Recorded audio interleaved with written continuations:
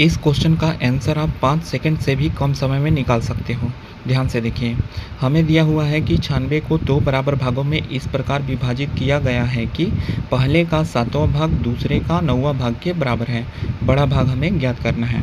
देखिए, बताया गया है कि जो पहला भाग है उसका पहला का 7वां भाग और दूसरे के 9वां भाग के बराबर है, दूसरे के 9वें भाग के बराबर है।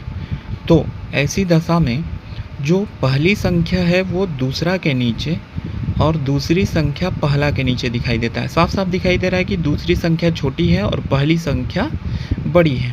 ठीक है, तो हमसे क्या पूछा है, जो बड़ा भाग है उसको पूछा जा रहा है। तो ये दोनों संख्या यहाँ रेशियो में दिख रही है, जिसमें पहला का मान है 9 और दूसरा का मान है 7।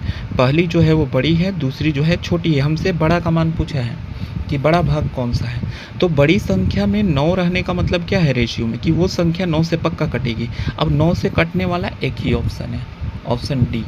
ठीक है, यही हमारा उत्तर है।